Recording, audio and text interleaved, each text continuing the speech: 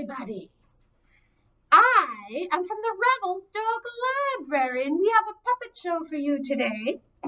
And the name of the puppet show is Why Ants Are Everywhere. Have you noticed that in the ground?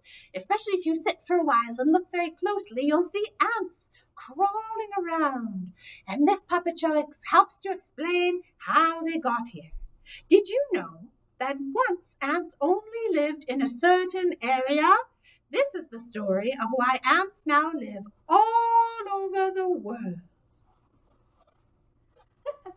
What do you mean? I'm an ant. Hello, everyone. I just read a sign that said, a feast to honor the king. And all creatures are invited. Oh, I want to go. I must hurry. Oh, that's you hurrying? There's a little bit slow. He hurried off to go to the feast, but try as he might, he could not keep up with the other animals because he was so small. Soon he was left far behind. Ant, come on! You are so slow. I'm not waiting for you because if I do, there won't be any food left for me by the time we get there. I'm going as fast as I can. Some cake for me, please. But the bird was gone and didn't hear Ant's plea. Ant plodded on, and at last he came to the palace and knocked on the door. Well,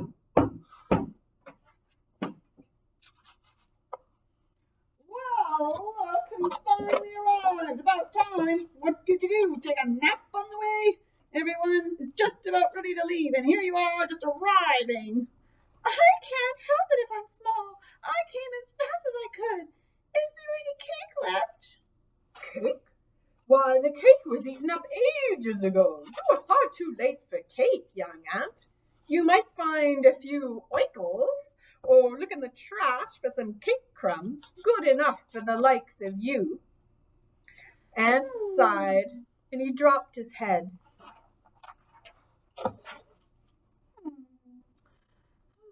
Here, I guess better go home then.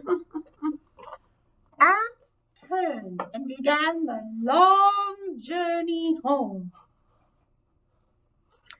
And when he got home, Ant told the Queen Ant what had happened to him and how the king and all the others had laughed at him. Well, we'll see about that.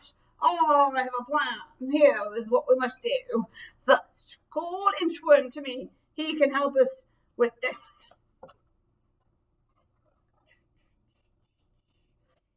Called, Your Majesty? Yes, Inchworm, we need your help. Ant was made fun of very unfairly today, and I have a plan to set the matter straight. Well, whisper it in my ear. Yes. Very good, Your Majesty. I'll get right on it. And Inchworm hurried away to the king's palace.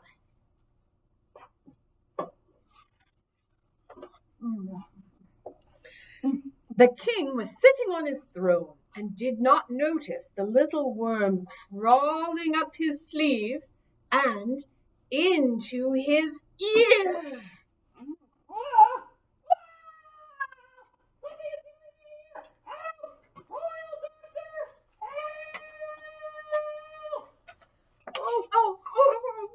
What's wrong? How can we help you? But the inchworm stayed put. The royal doctor and all the king's wise men could not get the tickle out of the king's ear. Word of the king's great problem made its way back to the Queen Ant.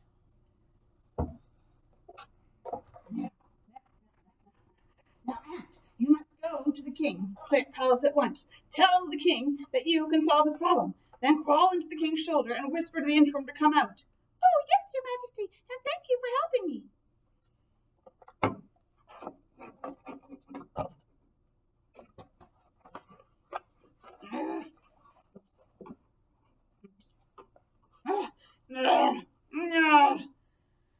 So you you think you can help me? How could a little hand do anything to help a great king such as I? Please let me try. I am small, but I am mighty. I think I can get rid of your tickle. Oh, very well. Anything to get rid of this dreadful tickle.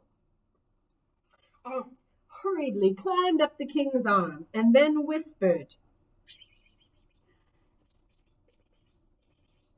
Inchworm, can you hear me? It's time now. The queen sent me to tell you.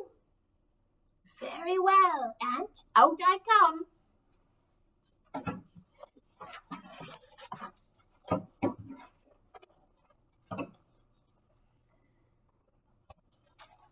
It's gone! It's gone!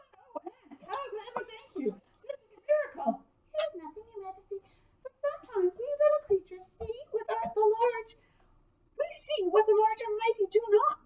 Oh, how you are right, Ant. I know. I will issue a proclamation. Ta-da! Listen, everyone. From this day forward, ants will live not only in small country, but all over the world. This is because the ants have shown me what very useful and wise creatures they are. Now all countries will benefit from the presence of ants.